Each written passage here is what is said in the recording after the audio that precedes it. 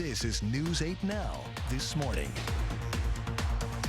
Us nonprofits and agencies, we're working with people and we're doing great work for people that want housing, but we kind of don't always know the scope of what's going on in the community and how many people are truly living unsheltered. I feel like it would be a perfect complement to having his airplane here, and we don't want to see his jacket being in another private collection where no one can see it. It would be more of a hybrid situation, that some of the services would remain with center employees, with management from the La Crosse Center people who are there now, but there may be specific services that we think that a third party could be doing.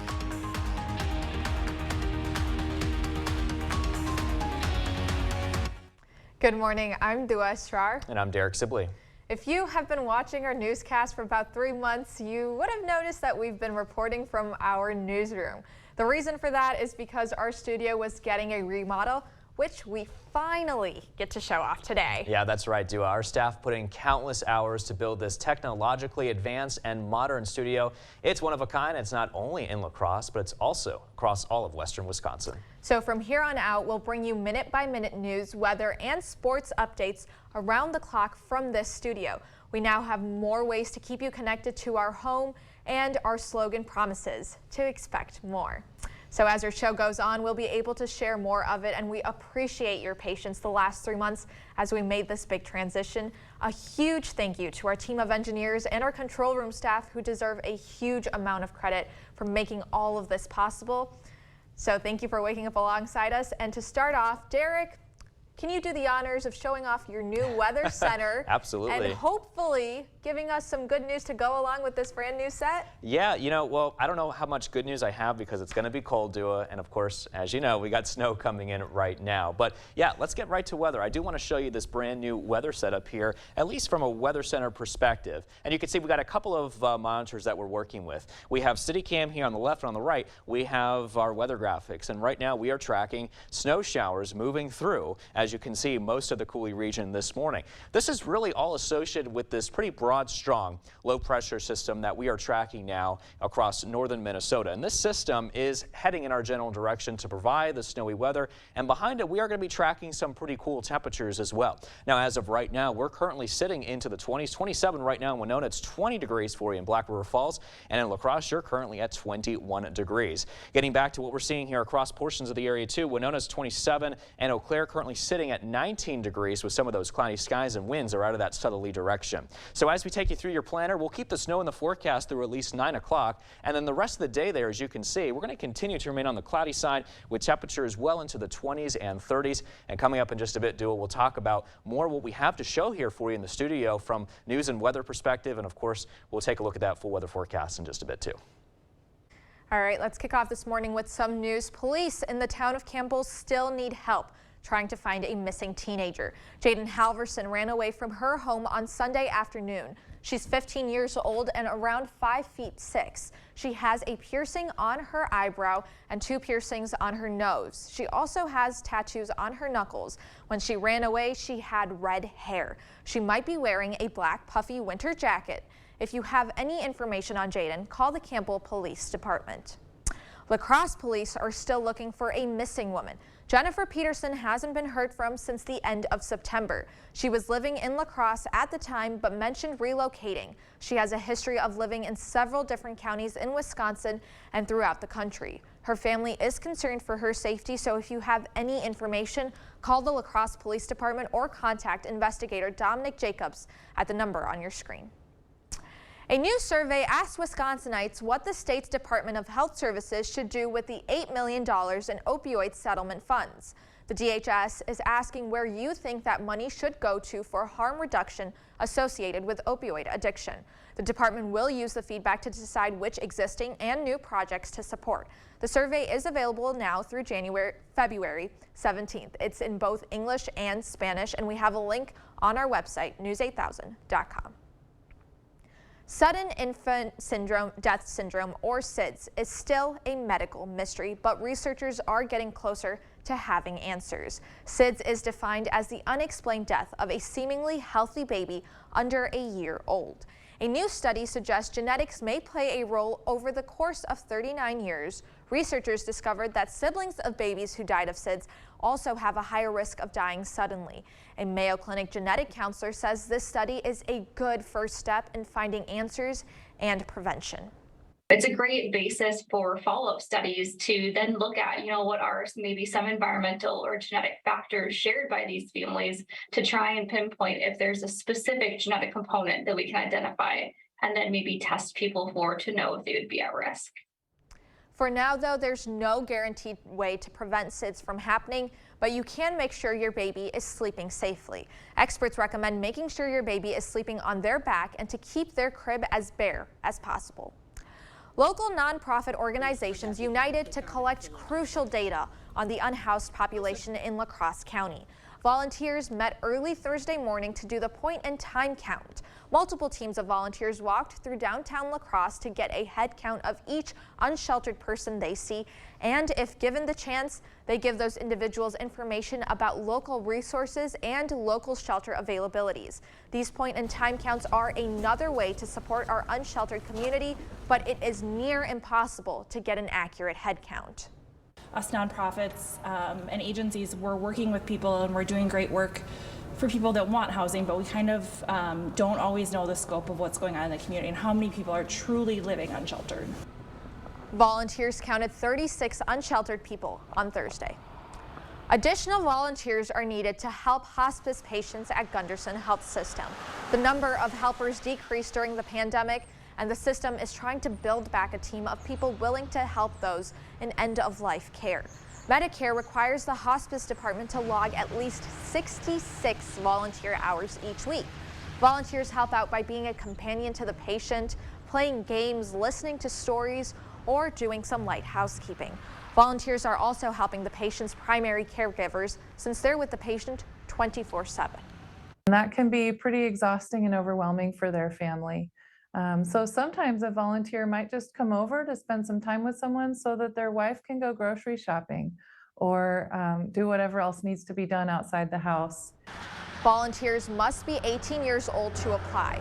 Those accepted will go through a training session. There's an application form on Gunderson's website. We'll have that information posted on our website. If you need a little help stocking your shelves, the Hunger Task Force of La Crosse will be giving out food today. Staff will be at the Salvation Army warehouse on Nelson Place from 3 to 4:30 in the afternoon. The Hunger Task Force wants to remind everyone that you must bring a valid ID to pick up a box of food. La Crosse Center leaders are kicking off their search for a management company to help run the venue. The center's board approved a request for proposals this week. They have been exploring management options since longtime director Art Fahey retired last year. The center is also exploring the option of having an outside company help book concerts and events in the building or act as a supervisor for some of the departments. There would be more of a hybrid situation that some of the services would remain with center employees, with management from the La Crosse Center people who are there now, but there may be specific services that we think that a third party could do. They hope to get bids this spring and present options to the board, city committees, and councils this summer. Smith says they don't plan on laying off any existing employees if a management company does partner with the La Crosse Center. $5 for a cup of soup, bread, and a vote to improve the community in a tangible way. That's the promise of La Crosse Soup, which returned to downtown La Crosse on Thursday night. News 8 Now's Anna Fisher was there and has the scoop on how big ideas get to become a reality. $5 for soup, bread, and a vote. The winner tonight is going to get a couple $1,000s to make their project happen. Josh Court is the director of La Crosse Soup, a quarterly micro-grant funding organizer. He hopes that tonight's efforts will better help the community in the long run. The people who typically submit are not fundraisers. They don't have degrees in social service or that. They're just people who want to do good things in the community, and we want to be able to support them. Far from having a degree, the State Road Stars is a group of 4 fifth-grade girls from State Road Elementary. They're hoping to get accessible playground equipment. There's a new kid at our school who came in who uses a wheelchair to get around, and we thought it would be kind of nice if we installed some equipment. The crowd agreed, and the Stars are bringing back the night's proceeds to help reach their goal. Thank you. Reporting in La Crosse, I'm Anna Fisher, News 8 Now. Spence Elementary's bake sale and a face painter at the event also contributed to the first and second prize funds. Well, still ahead on your morning news, a major toy manufacturer joins the ever-growing list of companies making job cuts. We'll explain. And the do's and don'ts of tax season, that's all coming up after the break. But for now, we're sending you to break with something to put the good in your morning. Start your Friday right with a slice of cake. Today is National Chocolate Cake Day. It's unclear who created the holiday, but who needs an excuse to grab a slice? As for the origin of the cake itself, it's believed the first one was made in 1765, when a doctor and a chocolate maker teamed up for the ultimate dessert. The first boxed cake mix was created by a company called O'Duff & Sons in the late 1920s. Betty Crocker released their first dry cake mixes in 1947, and I think this new set is a great excuse for the morning crew to get a slice of cake. Who do I have to contact for that? Anyway, don't go anywhere. More News 8 Now this morning after the break.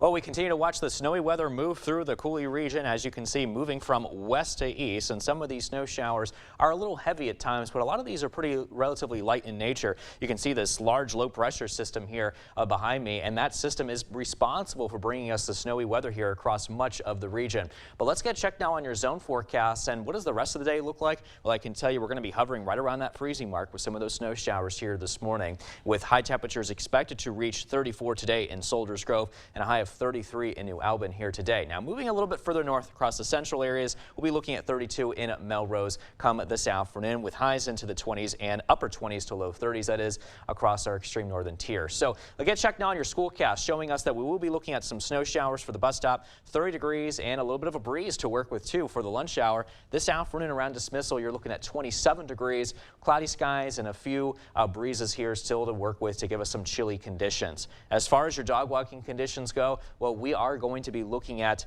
the snow again here this morning, and cloudy for the afternoon into the evening, making dog walking conditions looking pretty nice throughout the rest of the day. We'll talk about your full weather forecast. That's still to come next in weather.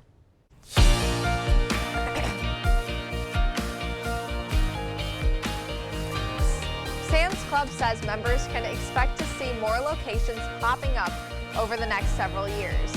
Thursday, the warehouse retail chain announced it is opening 30 new clubs across the U.S. The first one is slated to be completed in Florida in 2024. The company points to growth in sales and a record rise in membership as the reasons why. Sam's Club also has a new plan to update and invest in its supply chain. The Deputy Commissioner of Food Policy and Response at the U.S. Food and Drug Administration announced he's stepping down. Frank Yanis tweeted that he is resigning effective February 24th.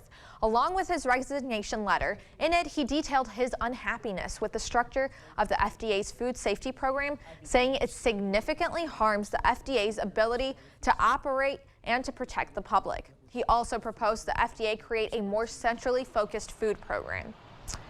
One of the largest toy companies plans to cut its workforce. Hasbro announced on Thursday that they plan to cut 1,000 jobs. The decision comes as the company saw a weaker holiday shopping season. The layoffs will help save the company between $250 to $300 million. Hasbro plans to make the cuts over the next several weeks. Struggling retailer Bed Bath & Beyond says it can no longer pay its debts. According to an SEC filing Thursday, the home goods company says it defaulted on its credit line with JPMorgan Chase on or around January 13th. The retailer says it could be forced to file for Chapter 11 bankruptcy reorganization. The company also added that it is cutting costs, closing stores, and lowering capital expenditures. Shares plunged more than 20% following that news. The official tax filing season kicked off Monday, and people filing their returns are already seeing significant changes this year. In today's Consumer Watch, Amanda Sansoni has some do's and don'ts to make your filing experience as smooth as possible. This tax season, expect surprises that could impact your wallet. Several tax breaks have changed, and the IRS has announced new upgrades. Every tax year, there's something new for people to deal with. Money coach Lynette Calfani Cox has these 5 do's and don'ts to avoid surprises when filing your taxes this year. 1 do, file electronically. You're going to get a faster refund check if you're owed. 2, this year there's no stimulus money headed your way, and there's been changes to certain tax credits, like the enhanced child tax credit, which was up to $3,600 per child and is now down to a maximum of $2,000. For a family that had 2 small kids, before they would have got $7,200. Now they're only going to get $4,000. Which leads to tip 3. Don't expect a fat check from Uncle Sam. Last year, the average refund issued was $3,176. Experts say that's expected to be much lower this year. The fact that many people aren't going to get that big tax refund check that they had been anticipating is going to hurt a lot of families' budgets. 4, do get help filing, either from a professional or from the IRS. The IRS expects improved customer service this year. The agency says it's hired more than 5,000 people to take calls and added more in-person staff to support taxpayers. And 5, don't procrastinate and file on time.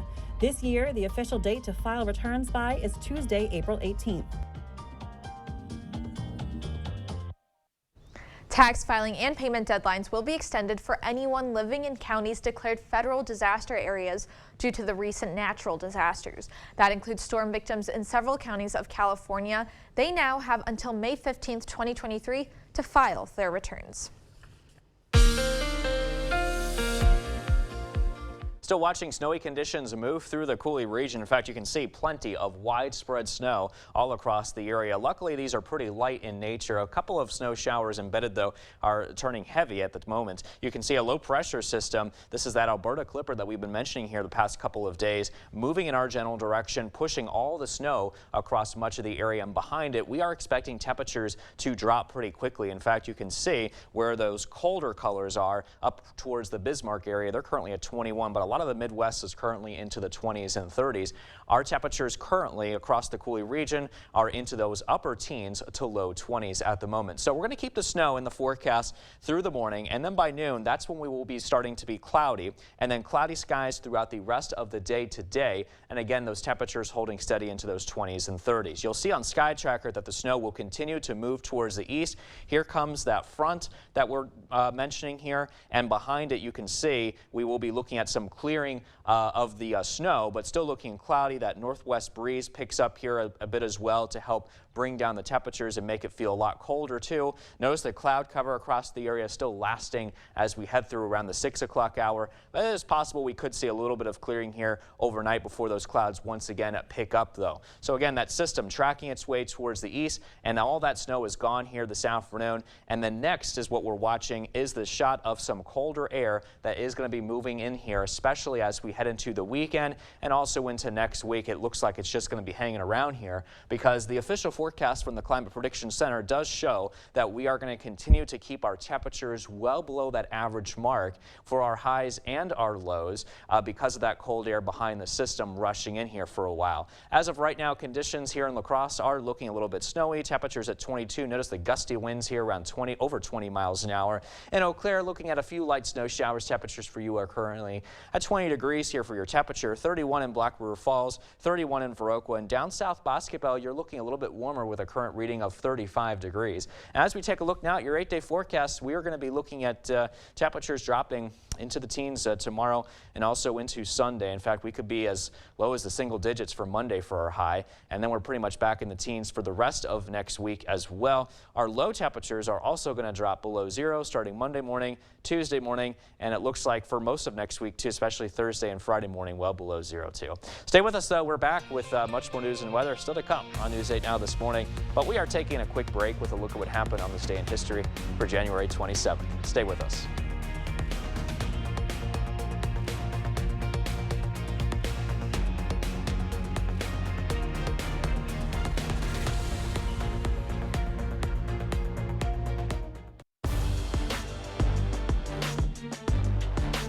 Welcome to the Blitz. It's getting intense on the hardwood as we close out the month of January. Conference rivals going at it multiple times a week, and we'll start with the big battle in the MVC Conference clash at Holman High School. Vikings looking to take down rival Aquinas. Holman up 18 at the break and pouring it on in the second half. Drew Tengblad putting in 2 of his team-high 17. Vikings go up 20. Then check out this crossover from Tobias Newman straight to the cup. Left-handed lay-in's good. 7-0 run to open the half for Holman. Blue Golds go on a run of their own. Off the steal, Jonathan Skemp racing to the hole for 2. 7 straight for Aquinas, but the Tengblad twins just too tough down low. That's brother Reed dropping in 2. Vikings go up 21. And then it's Peyton Seacamp heating up from downtown. The junior knocking down back-to-back threes. He'd finished with 15 on the night. Holman makes it look easy at home as the Vikings roll past Aquinas 71-42.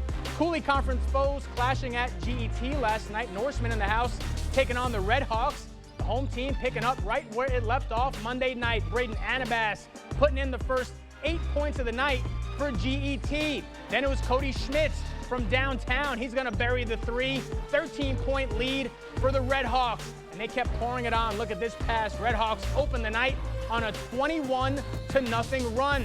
Westby finally gets on the board here. Beautiful ball movement. Nice move down low by Quinn Bergdahl. But the Red Hawks on a mission as of late, and they continued that last night. Later in the half, Schmitz in the lane, counted +1. GET cruises past Westby 67-34. The top boys team in the Dairyland Conference Small, Alma Pepin on the road facing the top team in the Dairyland Large. Melrose Mindoro pick action up in the second half. Quick passing sets up the Eagles. Keegan Steele down low for the short jumper. Alma Pepin trails. Later on, Melman's Ty Zeman hands off to Dominic McRoberts. The senior wastes no time knocking down the 3. Mustangs up 18. More from the Mustangs. Corbin Lockington saw that spot from outside the arc. He said, why not? The junior, good for 3. Mustangs roll to the win, 55-34. That's going to do it for the Blitz. We'll see you tonight.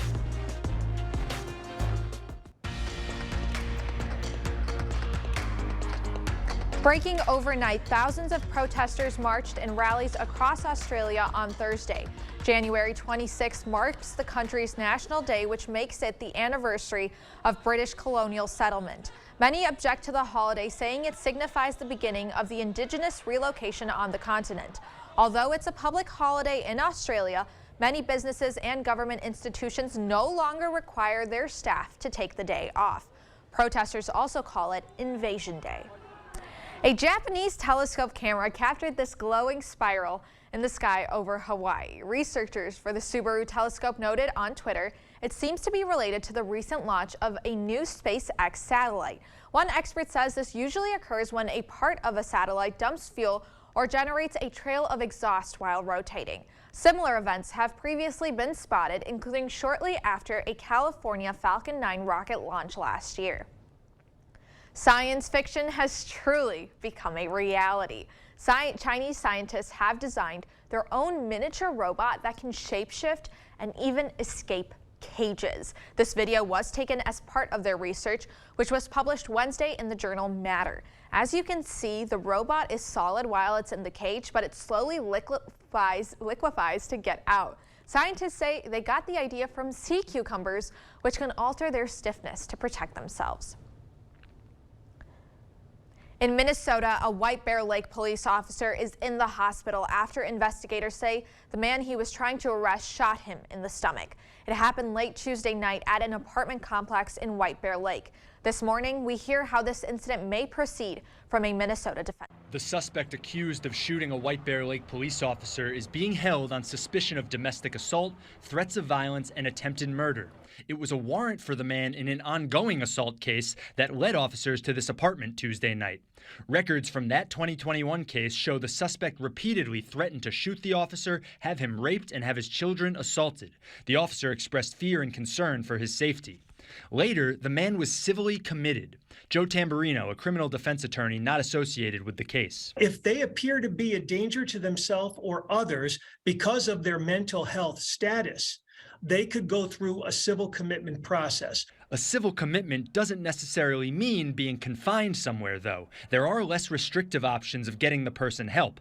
That's likely the reason, in this case, the suspect was out free in the first place. So if they posted a very low bail and then went to their treatment facility on the commitment case, sure, if it's an unlocked facility, they could come and go. These are dangerous situations, and you really have to analyze it on a case-by-case basis. Tamburino expects it will be more difficult for the man to be released again if he's charged with attempted murder. Civil commitments throughout Minnesota usually work pretty well. Now, a case like this, where you have someone with a criminal history who's had 3 commitments in a matter of 4 years, yes, more attention should have been paid to this person. After multiple shootings throughout the U.S. and an uptick in gun-related crimes in Minnesota, there's urgency to improve public safety. Democrats believe part of that solution is passing new gun laws, but as WCCO's Barrett Leone explains, those against up gun control say it could do the exact opposite. A heated debate is back in center focus Thursday. They can drop all the bills they want. They're not going to work. As the Minnesota Gun Owners Lobby Day returns to the state capitol. The numbers of shootings are disproportionately higher here. It follows a renewed promise from Democrats to pass new gun laws. One of the things you're going to see is we're going to finally tackle this issue around some common sense gun things, making sure we have family members have access to red flag laws, making sure we're doing serious background checks. But those against more gun control call it extreme and unconstitutional and argue it won't help the state's current problem with gun violence. In Minneapolis, people are shooting each other because why? They won't prosecute gun crimes. And that's what the problem is. California has all of these laws and more. They did not stop a determined criminal from committing those atrocities. Now, aside from proposing gun control measures, Governor Walz is also suggesting to ban guns on Capitol property. It's a similar step that St. Paul Mayor Melvin Carter is doing following a serious shooting at a rec center there earlier this month. There's just no darn reason that we should have handguns in recreation centers. There's no reason we should have handguns in the state capitol. Those are things that we can do that'll help that. It's important to note that the shooter there was an employee of St. Paul and prohibited by City of St. Paul policy from carrying firearms. So if you ask me, I'd much rather have a firearm on me if I'm going to be at risk of being shot by one of Mayor Melvin Carter's employees. Red flags and expanded background checks have been discussed before, but have never passed both chambers at the state capitol. An environmental support Friends of the Boundary Waters Wilderness held a press conference in St. Paul. The Biden administration announced a 20-year ban on all copper sulfide mining on the land surrounding the Boundary Water Canoe Area Wilderness in northeastern Minnesota. Executive Director of the group, Chris Knopf, raised a glass of water to celebrate the passing of this environmental legislation. This type of mining has never been done safely anywhere in the world. And so we are protecting the boundary waters from catastrophic disaster that sulfide mining would bring to Minnesota. So it's never been done safely. The mining ban passed also helps protect the existing treaty rights of the Native nations that have continued rights in the boundary waters. Armored truck employees were robbed on the north side of Milwaukee Thursday morning. According to police, armed suspects approached and robbed the victims. Milwaukee police have confirmed the police response at the location was related to that armed robbery. A suspect vehicle was towed from the scene. MPD says more than $100,000 was taken. The museum for one of the Coulee region's most iconic people is asking for the public's help in adding to their collection. The Deke Slayton Museum needs $4,000 to buy a Formula One airplane racing jacket Slayton wore after his career with NASA. The museum's executive director says a private owner in Houston, Texas currently owns the jacket. They connected back in November and have been negotiating, but the current owner jacket agrees. The jacket would be better off if it was displayed in Slayton's hometown. I feel like it would be a perfect complement to having his airplane here. And we don't want to see his jacket being in another private collection where no one can see it. Young says almost everything currently in the museum was donated, so buying an artifact is a new experience for her. Anyone who's interested can donate through the museum's Facebook page, and the museum has already raised over $1,500 so far.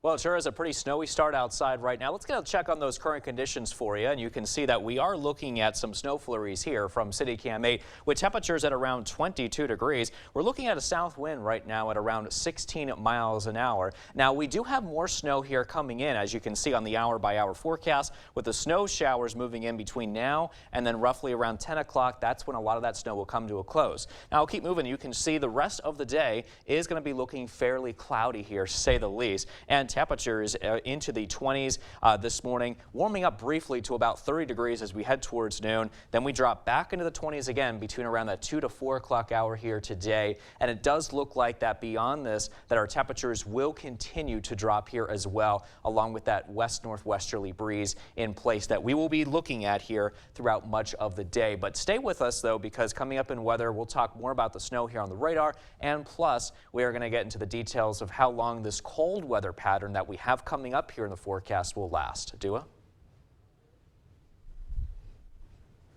Coming up in our Buzz Report, the injuries 3 people sustained while filming a Squid Game reality show. Stay with us. We'll be right back.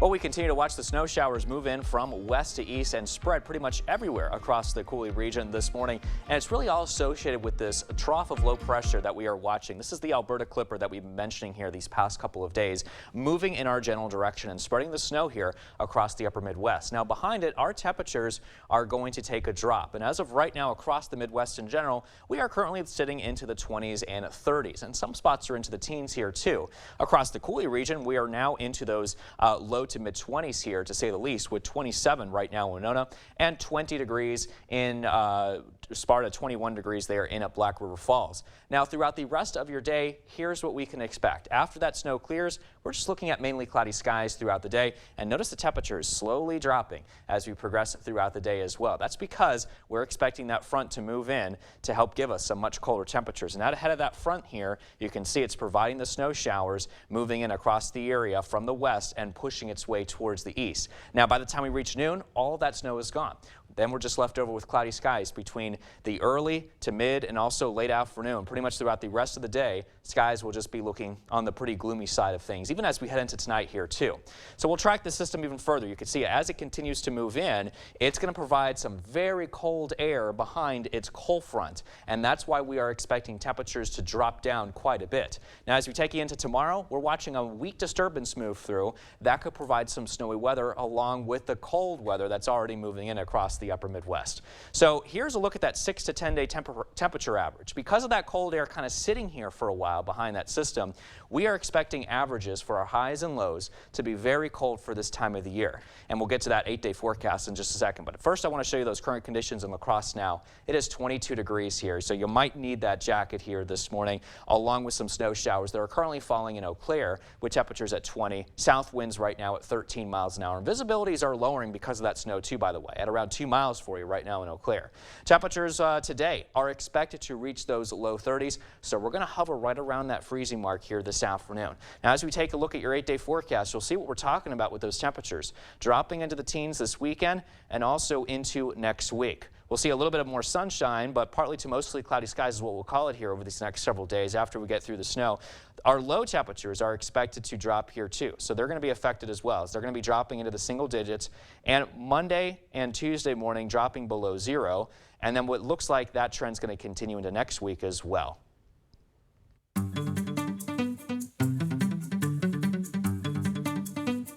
Three people are currently receiving medical treatment while filming a reality show based on the Netflix hit series Squid Games.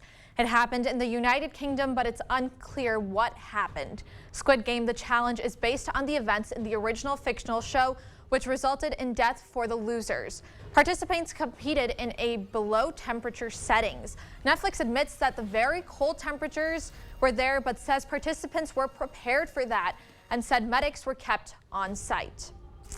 John Mayer is hitting the road for his first ever solo acoustic tour. The singer-songwriter made the announcement on Instagram. The tour will hit 19 arenas in North America and begins March 11th in New York, New Jersey. And it wraps up April 14th in Los Angeles. The 7-time Grammy winner will do a full acoustic set, followed by special performances on electric guitar and piano. Tickets go on sale to the public next Thursday. Pre-sale starts Wednesday. We now know who's headlining this year's Country Boom Music Festival. On Thursday, a blast from the past. Joe DiMessina will be on stage along with Wisconsin favorites, the Pat Waters Band and Blue Collar 40. On Friday, catch Kip Moore, Dylan Scott, Warren Zeters, and Megan Maroney. And on Saturday, Dustin Lynch, Chris Cagle, Larry Fleet, and Jackson Dean take the stage. Country Boom comes to town July 13th, 14th, and 15th this year at Maple Grove venue.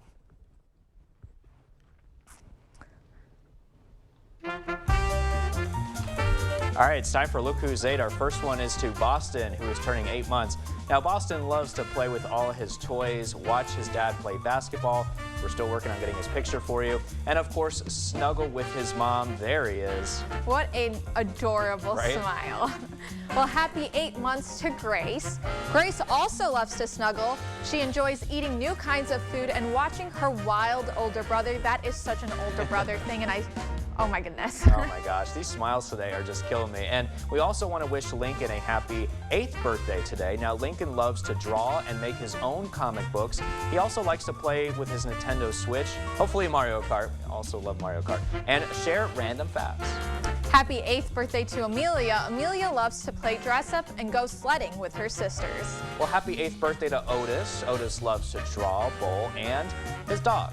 Happy 8th birthday to Reese. Reese loves to play and watch basketball, especially Giannis. He also loves to tell jokes and has the biggest heart. Well, if you know a special someone that is turning 8 months, 8 years, 18, 80, or 88 years old soon, we'd love to feature them. Just upload their photo to our website, news8000.com. Look for the Submit Pictures button under the Home tab on our website. And you know the drill. We'll have them posted here for Look Who's 8. Well, in just a short few minutes, we'll have everything that you need to know in 5 minutes or less. Your morning news now is up next. Time for your morning news now. A new survey asked Wisconsinites what the State Department of Health Services should do with $8 million in opioid settlement funds. The DHS is asking where you think that money should go to for harm reduction associated with opioid addiction. The department will use the feedback to decide which existing and new projects to support. The survey is available now through February 17th. It's in both English and Spanish. We have a link on our website, news8000.com. Local nonprofit organizations are uniting to collect crucial data on the unhoused population in La Crosse County. Volunteers met early Thursday morning to do the point-in-time count. Multiple teams of volunteers walked through downtown La Crosse to get a head count of each unsheltered person they see, and if given the chance, they give those individuals information about local resources and local shelter availabilities. These point-in-time counts are another way to support our unsheltered community, but it is near impossible to get an accurate count. Us nonprofits and agencies, we're working with people and we're doing great work for people that want housing, but we kind of don't always know the scope of what's going on in the community and how many people are truly living unsheltered. Counted 36 unsheltered people on Thursday. More volunteers are needed to help hospice patients at Gunderson Health System. The number of helpers decreased during the pandemic, and the system is trying to build back a team of people willing to help those in end-of-life care. Medicare requires the hospice department to log at least 66 volunteer hours each week. Volunteers help out by being a companion to the patient, playing games, listening to stories, or even doing some light housekeeping. Volunteers are also helping the patient's primary caregivers since they're with the patient 24/7. We'll have more information about that on our website. If you need a little help stocking your shelves, the Hunger Task Force of La Crosse will be giving out food today. Staff will be at the Salvation Army warehouse on Nelson Place from 3 to 4:30 in the afternoon. The Hunger Task Force wants to remind everyone that you must bring a valid ID to pick up a box of food. La Crosse Center leaders are kicking off their search for a management company to help run the venue. The center's board approved a request for proposals this week. They have been exploring management options since longtime director Art Fahey retired last year. The center is also exploring the option of having an outside company help with concerts, events in the building, or even act as a supervisor for some of the departments. There would be more of a hybrid situation that some of the services would remain with center employees, with management from the La Crosse Center people who are there now, but there may be specific services that we think that a third party could do. They hope to get bids this spring and present options to the boards, city committees, and councils this summer. Smith says they don't plan on laying off any existing employees if a management company does partner with the La Crosse Center. Well, make sure your Valentine's Day is one to remember. Sue Maverick and Associates Keller Williams Realty Diversified is so excited to announce their biggest giveaway to date. You could win a dinner for two at the waterfront for your Valentine's date, February 14th at 6:00 p.m. The giveaway runs through February 3rd, and you will receive a call between 10 a.m. and 4 p.m. to finalize your entry. The winner will be announced on February 10th at 5 p.m. right after the drawing. We'll post a link on our website to register. That's news8000.com. The Tri-State's largest one-day hobby sale is this weekend. The 4000 Foundation Limited presents La Crosse's 31st annual Tri-State Rail Sale, a fundraiser that is usually held in July, but this year they've decided to do two events. The Swap Meet/Flea Market will feature 300 vendor tables on Saturday. That's where you can find all kinds of scale equipment, railroad antiques, books, or toys. If it's railroad related, just know that it'll be there.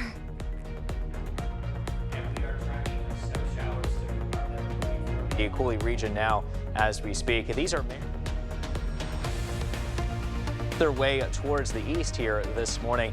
After that, we are going to be looking at your day planner showing that we will be looking at some cloudy weather conditions throughout the rest of the day today, with temperatures into those 20s and 30s. So it's going to get a little bit cool here after that. And of course, after that, our temperatures really begin to drop down quite a bit here, Dua.